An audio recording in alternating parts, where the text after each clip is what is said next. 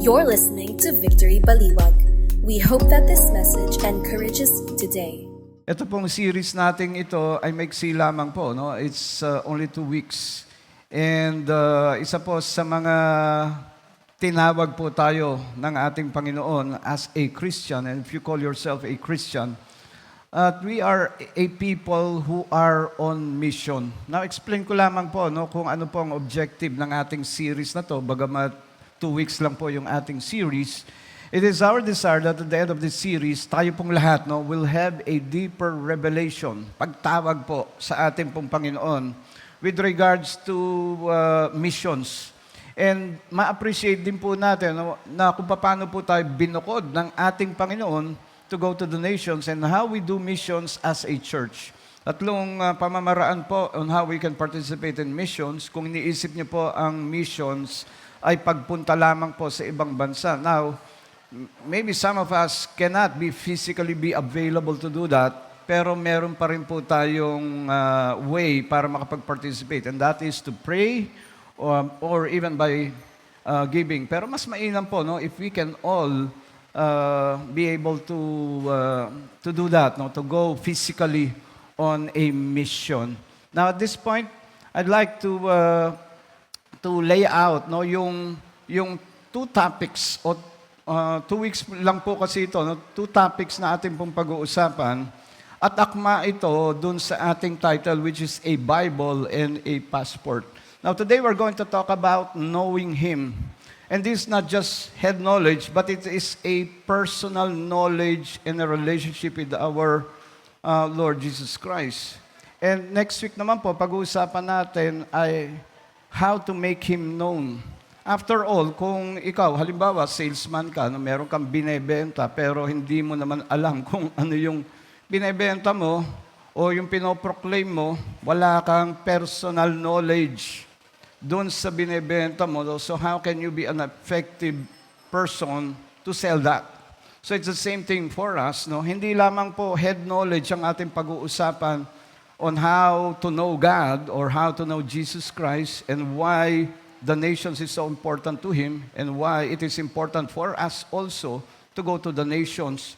And it is to have a personal relationship with our Lord Jesus Christ. And with that, kung meron po tayong personal na relasyon sa ating pong Panginoon, then we can be a more effective evangelist or even a missionary to the nation. So agree po ba kayo doon?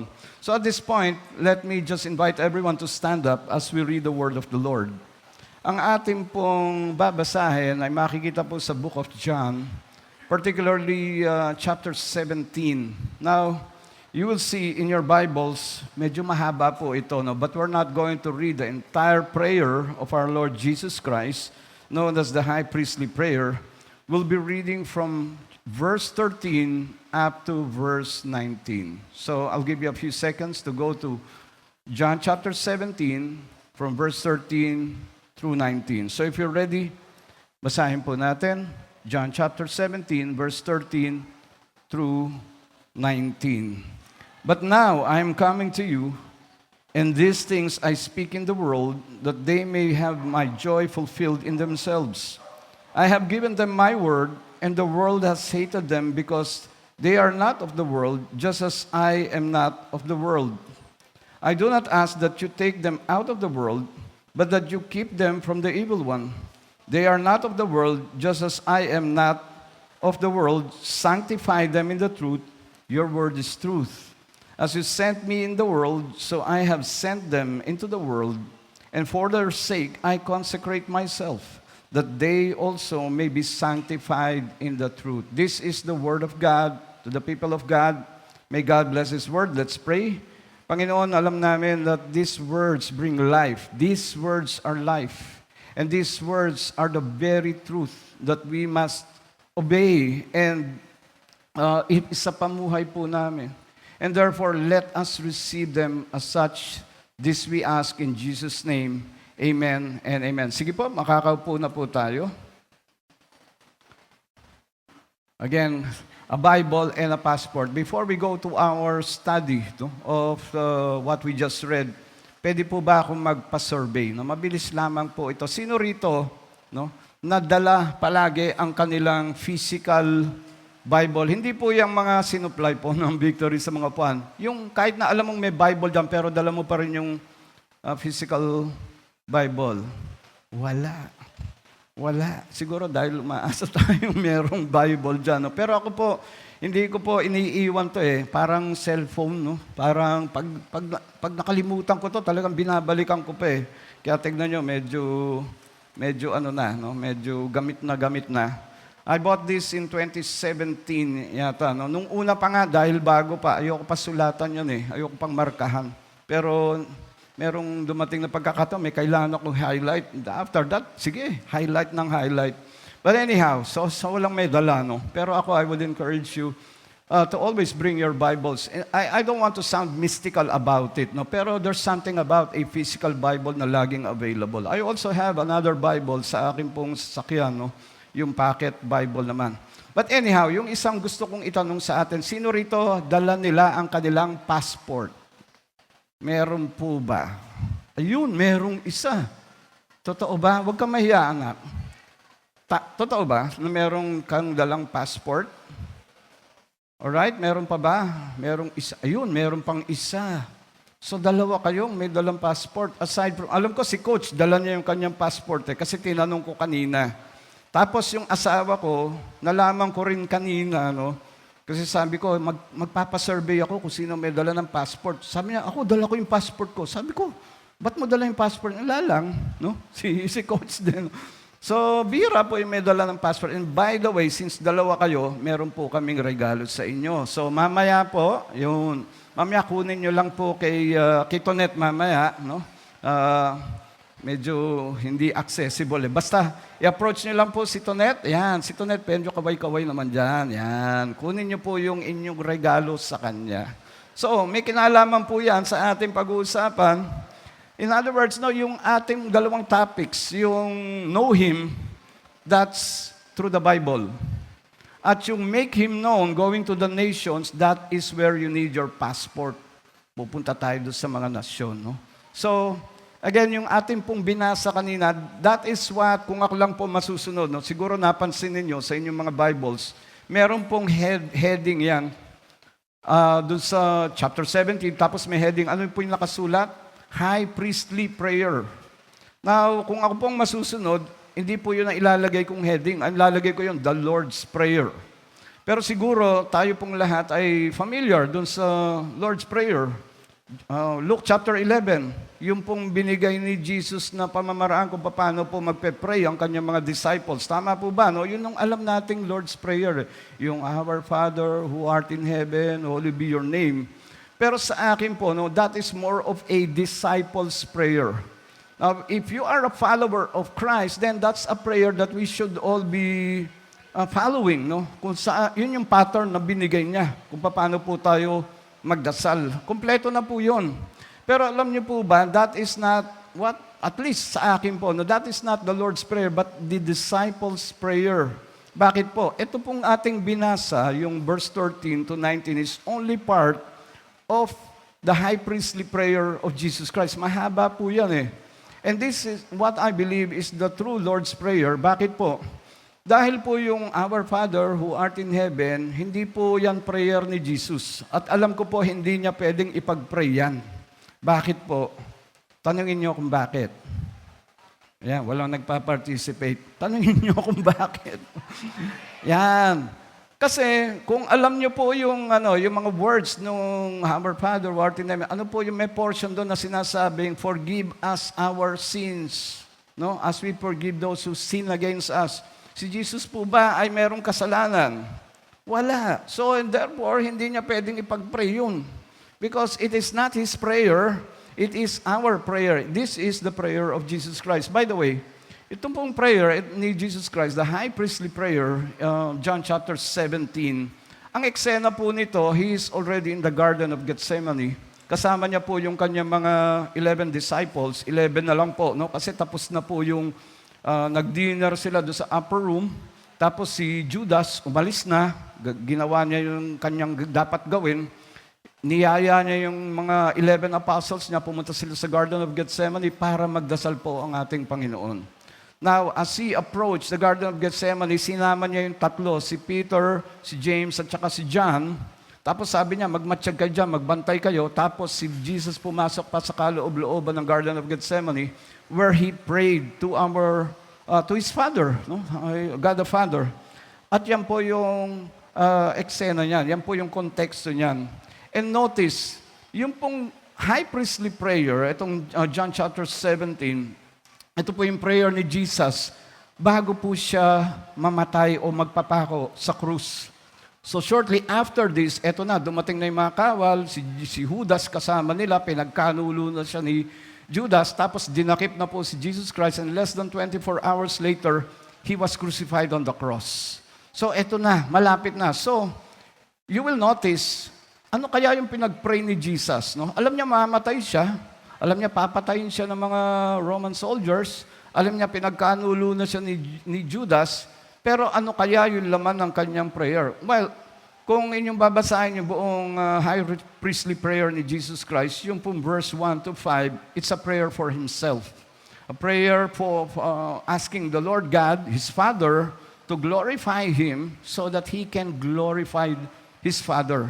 So again, although He's asking a prayer for Himself, but His real focus is really to glorify the Lord. And from verse 6 up to verse 19, ang kanyang prayer ay nag-shift po sa kanyang mga disciples. At diyan po iikot yung ating pong pag-uusapan ngayon.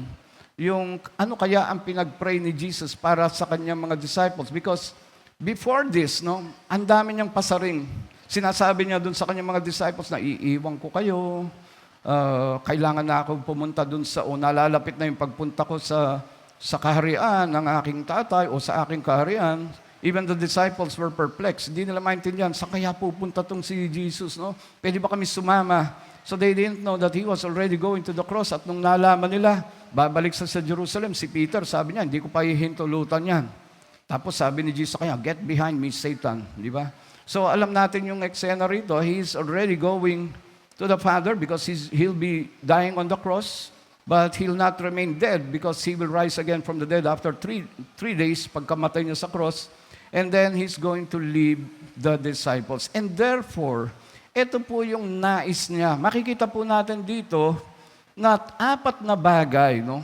Makikita po natin dito yung missional heart ng ating Panginoon. We need to know the missional heart of our Lord Jesus Christ so that when we go to the nations, kaya natin siyang ipakilala rin sa mga hindi nakakakilala sa ating pong Panginoon. So ano yung apat na bagay na makikita po natin sa puso po ng ating Panginoon para po sa kanyang mga disciples.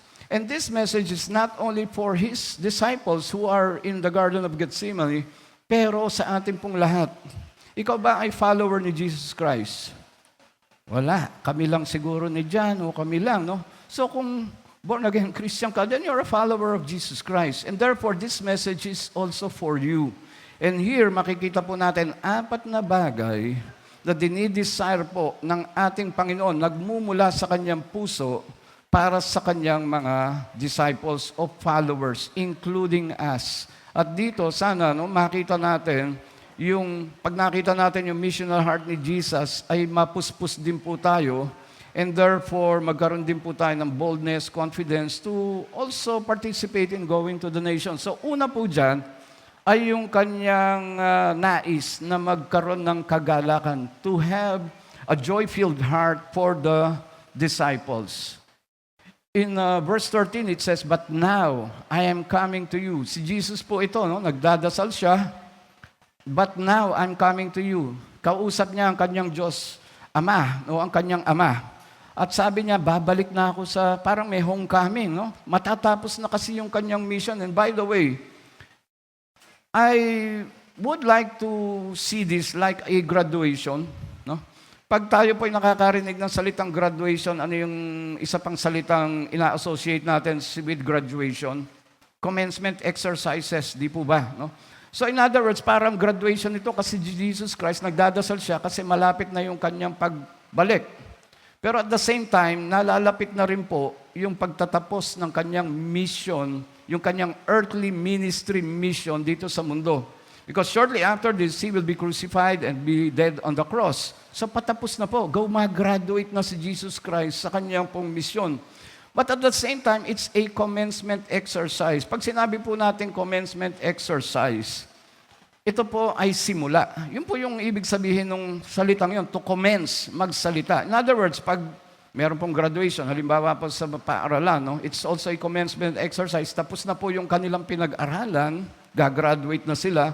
But at the same time, it's a commencement of their life after school.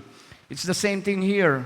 Tapos na po yung mission ni Jesus Christ. But at the same time, gumraduate na siya, pero magko-commence po ang mission ng kanyang mga disciples. And therefore, kaya niya pinagdasal. Dahil hindi niya pwedeng isama, no, yung mga disciples sa kanya. And therefore, concerned siya dun sa mga disciples. And since iiwanan niya, ang nais niya ay magkaroon sila ng kagalakan. Sabi niya, "But now I'm coming to you, and these things I speak in the world, that they may have joy fulfilled in themselves." Now, why is Jesus Christ, no? Bakit si Jesus Christ? Ito po yung nais niya, na magkaroon sila ng galak. Dahil ba iiwan na ang kanyang mga disciples? Well, alam ni Jesus Christ, no, during His earthly ministries, He also found joy sa kabila po ng mga sufferings, sa kabila po ng mga pagsubok. Alam naman po natin na hindi po madali ang naging ministry ni Jesus while here on earth. There were people who hated Him. Yun na lang mga Pariseo, yung mga umuusig sa Kanya, no? At sari-sari pong paghihirap at pagtitiis. But despite that, nakita po natin ang ating pong Panginoon, He always found joy in everything that He did. From proclaiming the kingdom of the Lord, to even yung pinapakilala niya ang kanyang Ama doon sa kanyang mga disciples. Despite yung hirap po ng ministry, nandun pa rin po ang example na pinakita po ni Jesus Christ sa kanyang mga disciples. At yun din po ang nais niya sa kanyang mga disciples pag iniwan niya at pinasa niya na po ang ministry niya doon sa mga disciples to reach out to the lost. Iiwan niya na eh. And therefore, sana makakita kayo, magkaroon sila ng kagalakan. Now, let me say something about joy or yung galak, no? Yung galak po natin, it can be based sa mga pangyayari sa buhay natin. Tama po ba, no? Circumstances in our lives. Pag maganda po yung nangyayari sa buhay natin, then masaya tayo. Para tayong may galak. Halimbawa, sinagot ka ng iyong nililigawan, o kaya after 1 year, naghahanap ka ng trabaho, gumraduate ka ng 1 year, nakakita ka ng trabaho, then you are filled with joy. O kaya na-promote ka, o kaya September pa lang, na-receive mo na yung bonus mo, di ba? So sana all, di ba? So, meron kang galak. Paano naman kung kabaligtaran yung ating sinapit? No? Halimbawa, binasted ka nung nililigawan mo, pinagtyagaan mo, nag-igib ka pa ng kung ilang balding tubig dyan, pero binasted ka. O kaya, ikaw yung parang naka-line up para ma-promote, pero na-bypass ka. Yung mas nakakababa sa'yo, ayun yung na-promote. O kaya, yung pamilya mo nasira, no? Dahil sa hindi mo kagagawan, pero sa makabilang bahay si mister o whatever. Kung ano yung suffering natin, hindi natin makita yung galak na yun, yung joy.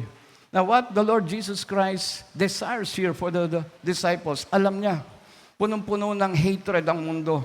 At sabi niya, makikita natin dito, since the world hated me, they will hate you as well. Pag ikaw ay na-associate bilang follower ni Jesus Christ, maaapektuhan ang iyong disposisyon. And therefore, yun po yung panalangin niya, that they may have joy. And in other words, no, God does not, and this is what I want to convey here, no, God does not often give us joy by changing our circumstances. Let's face it, no, hindi naman nagbago yung circumstances ng mga disciples when they did ministry. In fact, parang nag-level up pa nga yung pag-uusig sa kanila, no?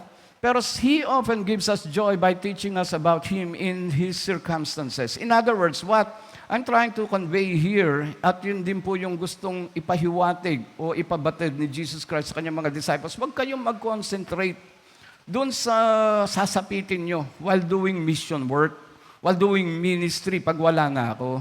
Maraming pag-uusig dyan, maraming trials, maraming suffering, pero huwag kayong mag-concentrate dyan, mag-concentrate kayo sa akin.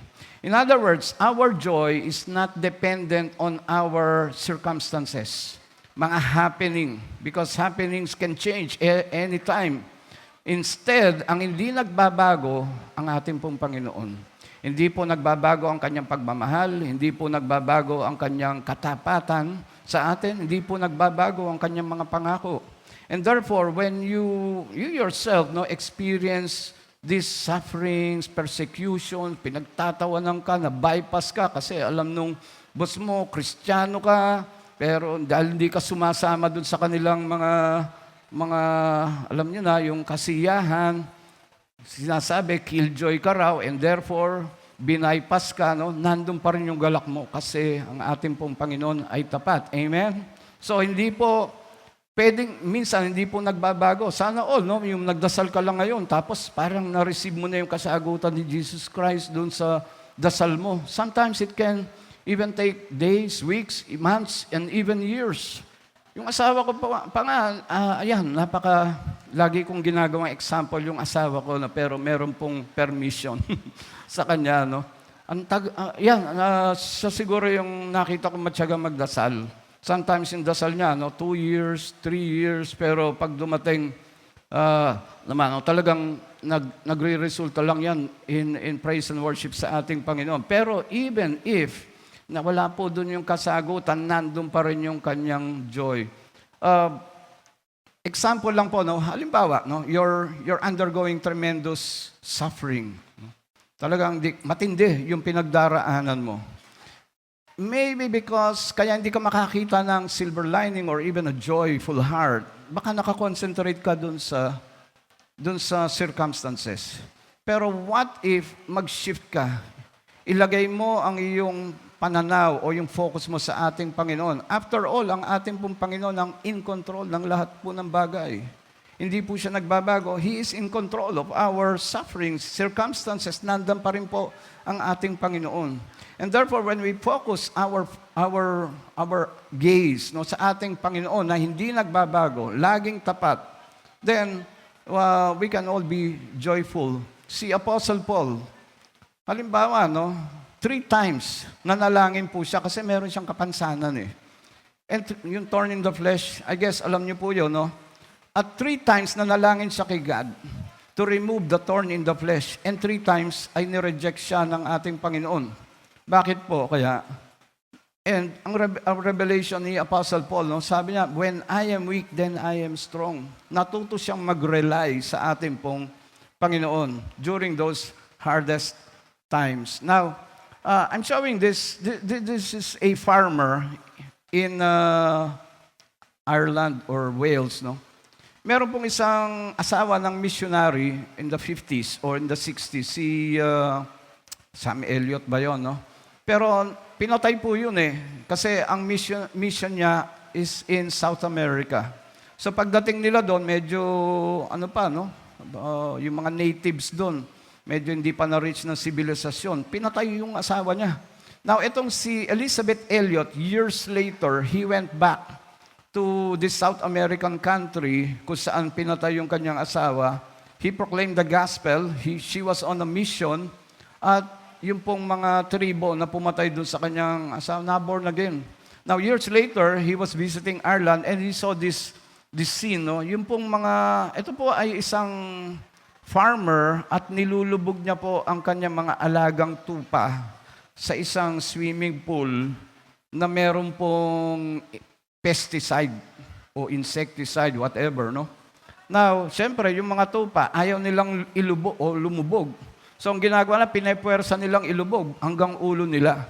Now, siguro, from the point of view nitong mga tupa, siguro iniisip niya, bakit ba ako pinapatay nitong master ko, Sometimes it can be like that, Talagang you're undergoing suffering, pero parang silent si Jesus Christ, o hindi niya, Lord, asan ka ba?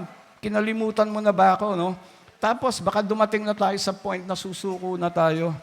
But maybe the Lord is orchestrating something in your life. Baka pinatitibay niya ang inyong pananampalataya, or maybe He's teaching you patience Pero alam po natin na yun po ang magpapatibay sa atin, just like this sheep.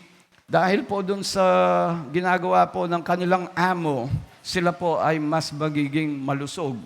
And it's the same thing with us. Sometimes it feels like the Lord has forgotten us. It feels like pinabayaan na lang tayo mag-suffer, pero ang ating pong Panginoon, He is always in control of our circumstances. Now, yung pong pangalawang bagay na nais po ng ating Panginoon sa kanyang puso, no, sa kanyang missional heart, sa kanyang mga disciples, habang iiwan niya to pursue yung kanyang mission here on earth, ay He desires for us to be protected. And we'll see that in verse 14 where it says, I have given them your word, and the world has hated them because they are not of the world, just as I am not of the world. See, the Lord Jesus Christ knows that the world will hate His disciples. Meron pong pag-uusig, suffering, na kanila pong ma-encounter while proclaiming the word of the Lord. But He is saying here, and we see it in verse 15, I do not ask that you take them out of the world. Pwede naman pong dinala ni Jesus Christ yung kanyang mga apostles, no, nung namatay siya, tapos kinuha niya na lang. After all, He is God. Pwede naman niyang sinave sila from any hardships. Pero dito, ang pinagdadasal niya, no, siya lang ang aalis. Pero sabi niya, you keep them from the evil one. They are not of the world, just as I am not of the world. Now, how do we protect ourselves from the evil one? From the Bible. Kaya nga, Bible ay na passport eh. Ito po yung ating takbuhan. Whenever inuusig po tayo ng kaaway, whenever we are suffering, no, meron tayong pinagdadaanan, then go back to the Bible. Go back to the Word of God. These words are the very words of God Himself. And He desires to keep us, to preserve us from the evil one. Para pong Genesis chapter 3, verse 15, sa umpisa pa lang po, sinabi na po ng ating Panginoon through His words that there will be enmity between Satan, no? I will put enmity between you, pertaining to Satan. Ito na po yung kinain ni Adan at ni Eva, no? Tapos kinurse na ni God. Yung pong Ahas, who represents Satan, sabi niya, magkakaroon kayo ng hidwaan, Satanas, at saka itong babae, pertaining to Eve. And between your offspring, ito yung mga anak o yung mga followers ng kaaway. Si Satanas po yan. And her offspring. Now, are you Eve's offspring? Tanungin mo, tignan mo yung katabi mo, mukha bang offspring ni Eva yan, di ba? So in other words, if you are a Christian, you call yourself a follower of Christ, then you are an offspring of Eve. And therefore, nandun po lagi yung threat ng kaaway. Nandun po yung kanyang pag-uusig. Nandun po yung kanyang temptation. Sabi nga ng scripture, He has come to kill, steal, and destroy.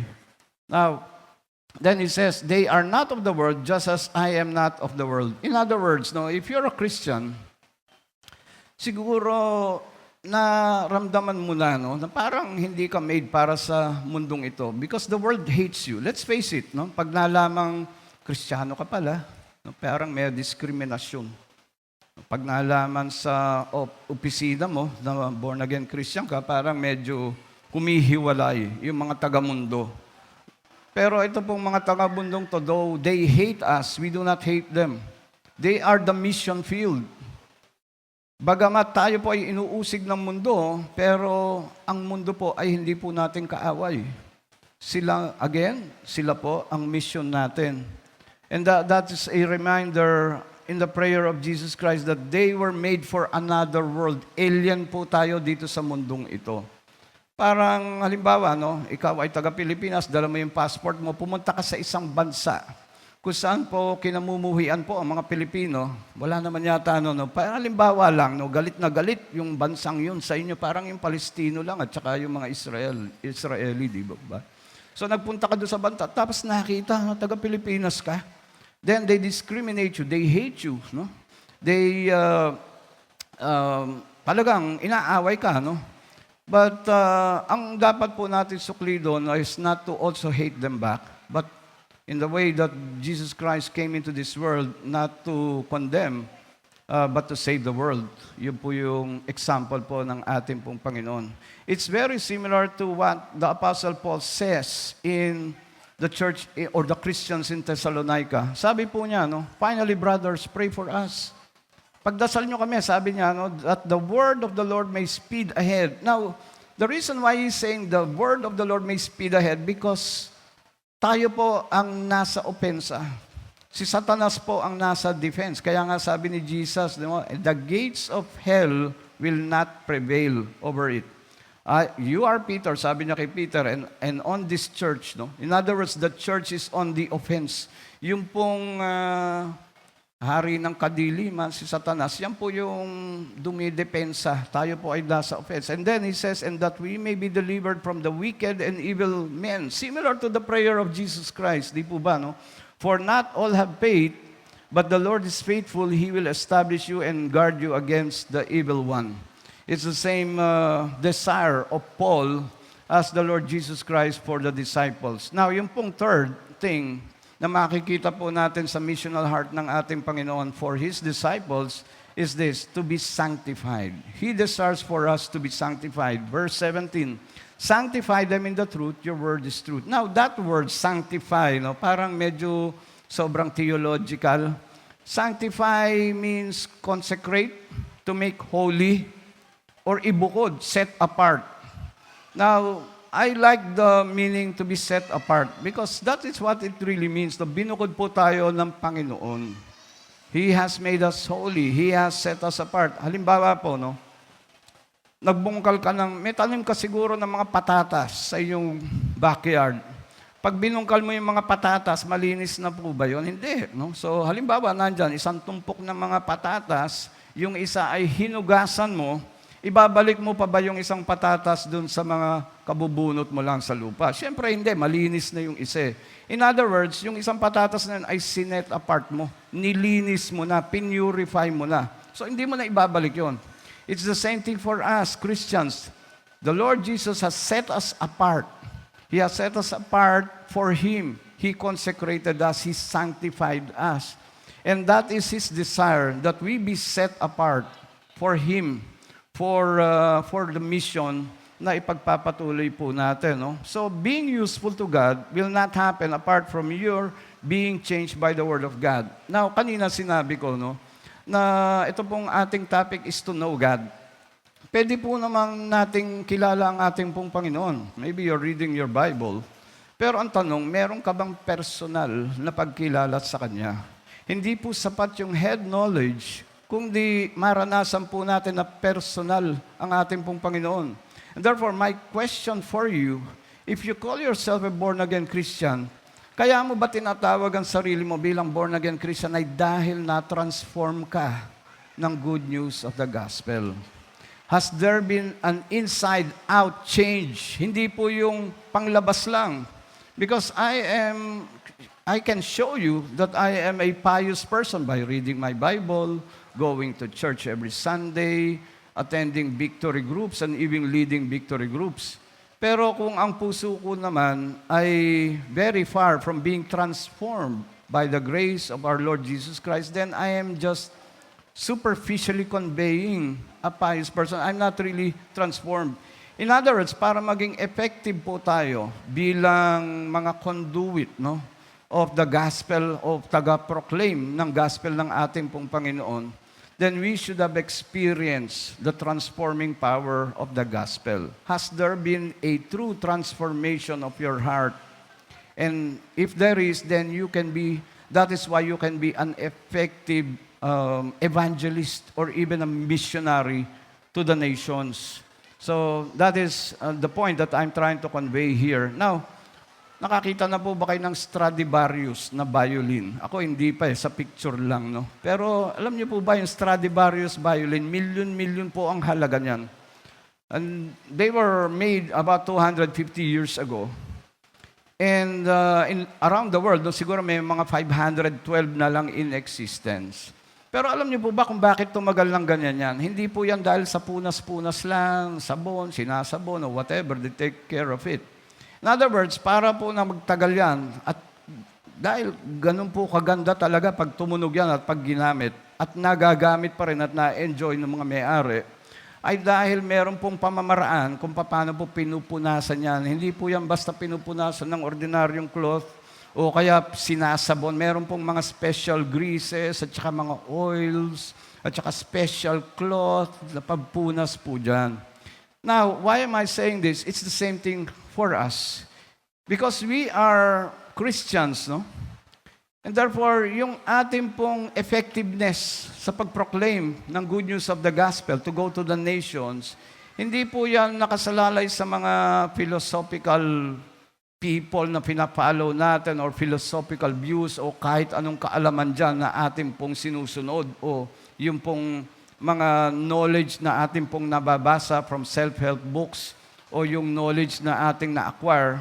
It can only be yung source po ng ating pong effectiveness bilang missionary to the world, no, ay yung pong salita po ng Panginoon. We require special greases, special oil, special cloth, no, to take care, tulad po ng Stradivarius violin, ganun din po tayo. Tanging ang salita po ng Panginoon ang kailangan po natin so that we can be effective in ministry.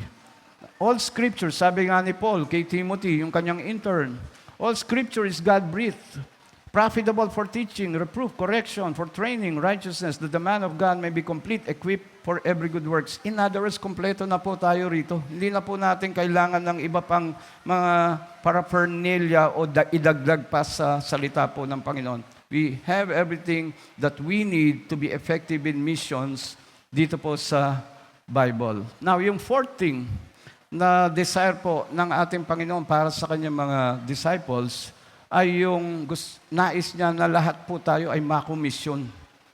Hindi po komisyonan, kundi makomisyon. Now, in verse 18, as you sent me, again, this is Jesus speaking to the Father, as you sent me into the world, so I have sent them into the world. Now, yung pong salitang sent, sa Latin po yan, ang translation ay missio. Missio. So, sending actually, nandun na yung root word, no? Yung missions.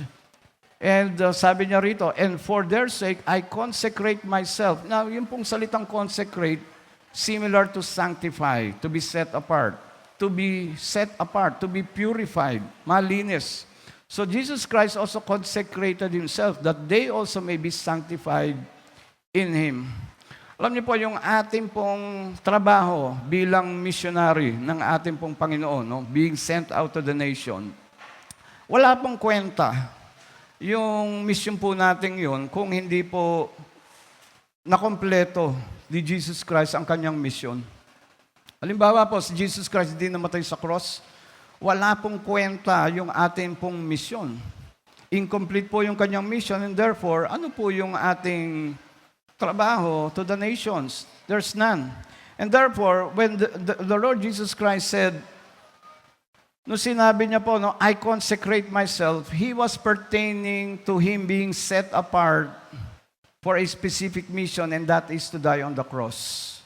At nung pumunta po siya sa krus ng Kalbaryo, nagpapako siya ron, He went there willingly, namatay siya, tapos nabuhay siya muli after 4 days, then He has completed His mission. The only reason why we can be effective is because Christ has fulfilled His mission. At tayo po ang magpapatuloy nun. In Titus chapter 2 verse 14, speaking of Jesus who gave Himself for us to redeem us all from the lawlessness and to purify for Himself a people for His own possession who are zealous for good works. In other words, no, tayo po, a reason why we can be effective, be zealous, is because we have been transformed by the good news of the gospel. It has transformed our hearts, and therefore, kung bakit po tayo, we can go on missions despite the hardships, because not only is the Lord Jesus Christ protecting us from the enemy, but He also desires for us to have everlasting joy. Hindi po napapawi yung galak na yon. And as I call on the music team upstairs, no, or upstage, I'd like to end going back to the very beginning nung dasal po ng ating Panginoon. In fact, I'm inspired to follow yung example ng Panginoon. I don't want to sound, again, mystical about this, no? Ano kaya, no? At sana ma-inspire po kayo. Kasi dito mapapansin natin kung paano nagdasal ang ating Panginoon. Wala naman pong masama kung luluhod tayo, bow our heads, put together our hands, and then close our eyes as magdasal tayo, no? And even silently in our mind. Ako, I do it all the time. I pray in my mind. Pero sabi dito na when Jesus had spoken these words, He lifted up His eyes to heaven and said, now the reason why naisulat po ng kanyang mga disciples ang priestly prayer ng ating pong Panginoon is because He prayed aloud. But also notice that He looked up in the heavens when we prayed. Ano kaya gawin natin yun, no? When we pray to the Lord Jesus at night or even in the morning, when you start your day, why don't you look up? Similar to Jesus Christ. Ako, I started doing this, looking up to the heavens and then speaking loudly. At dahil ganun yung ginawa ni Jesus Christ, no? Pero that's not my point, no? Meron pa akong isa pang point. And He said, Father, the hour has come. Many times during His ministry, lagi pong sinasabi ni Jesus Christ, my hour has not come. Yung pong wedding in Cana, kung saan po nilapitan siya ng kanyang nanay, di ba? Naubusan sila ng alak Tapos sabi ni Maria kay Jesus, no, gumawa ka nga ng alak. Tapos sabi ni Jesus Christ, woman, my hour has not come. And several times, many accounts, no? Sinasabi lagi ni Jesus, my hour has not come, my hour has not come. But this time, sabi niya, my hour has come. Dumating na ang oras ko. Father, the hour has come. Glorify your Son, so that the Son may glorify you, since you have given Him authority over all flesh. In other words, nandun pa rin yung desire ng ating Panginoon na mag-glorify ang Diyos Ama. Kung halimbawa po, no, tatanungin ko kayo, bawat isa sa atin, no, halimbawa, mamatay ka na bukas. Wag naman sana ngayon, no, halimbawa lang, no, hindi, joke lang. No. Halimbawa, mamatay ka na bukas, kukunin ka na ni Lord bukas, ano kaya ang pagdarasal mo? Nabigyan ka ng extension? O kaya may maiwang kang pamana doon sa mga anak mo o asawa mo, ma-secure sila, ano kaya ang pagdarasal mo? Kukunin ka na ni Lord bukas. Pero dito, nakita natin, no, ang nais ng ating Panginoon, alam niya, mamatay na siya the following day, and yet, His focus, His desire, is not only to give glory to the Father, but for the Father to also take care of the sheep.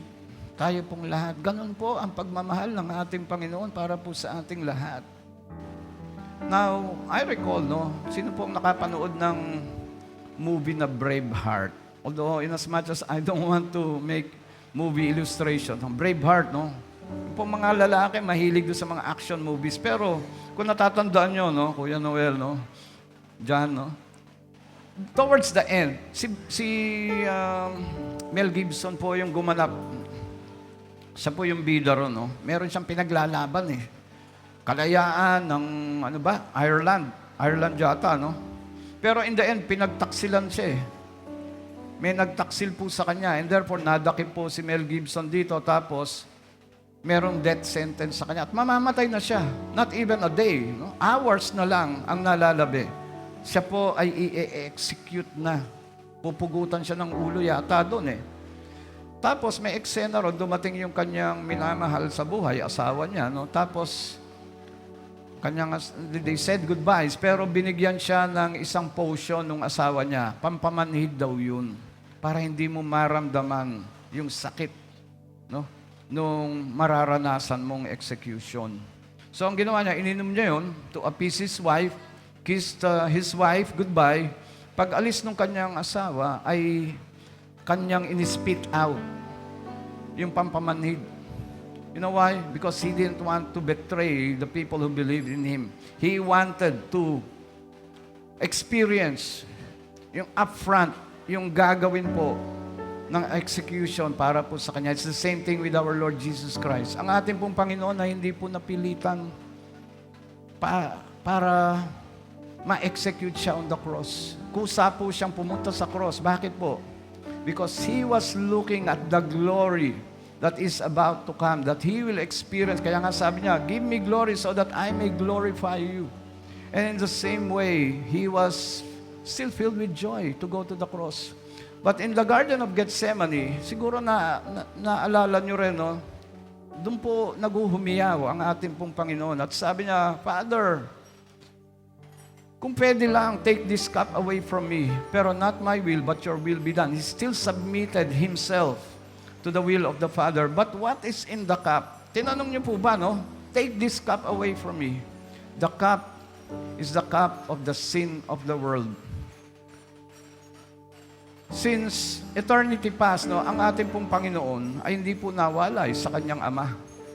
Pati yung Espiritu Santo, no, lagi silang magkakasama. But during this time, what He was about to do, to accomplish on the cross, siya po ay mahihiwalay sa Diyos Ama. And that is what really brought Him to this terrible anguish. Take this cup away from me, kasi mawawalay siya eh. Imagine, no? Mahihiwalay siya sa kanyang Ama. Pero He submitted to the will of the Father, proving His faithfulness to the Father and also proving His love para po sa ating lahat. And therefore, with that thought, with heads bowed down and eyes closed, let me just pray for everyone. Panginoon, maraming salamat po for the message that we received today. That we are a people on a mission. That the mission of Jesus Christ is not finished because He has also commissioned us to fulfill that mission. That He has partnered with us as infallible beings as we are, nandun pa rin yung kanyang tiwala. Bakit? It can only mean that He is always with us. Though He is seated in His throne, alam namin, Panginoon, na hindi mo kami pababayaan. That you always desire joy-filled hearts from us. And that joy only comes from your everlasting word na iniwan mo sa amin. That you always desire for us to be protected. That you have sanctified us, set us apart for this specific purpose. And that you have commissioned us to the nations. And therefore, Lord God, knowing that, na hindi kami nag-iisa, may you always empower us, give us boldness and confidence to proclaim your good news. And again, salamat po, Panginoon, sa mataas na karangalan na ipinasa mo sa amin, that you have commissioned us to the nations because it reflects your love, your heart for all who are lost. Again, binabalik po namin ang lahat-lahat ng papuri sa inyo. Ito po ang aming samad dalangin. In Jesus' mighty name we pray. And everyone said, Amen and Amen. Thank you for listening to Victory Baliwag Podcast. Follow us at Victory Baliwag on Facebook and YouTube for more details as we honor God and make disciples.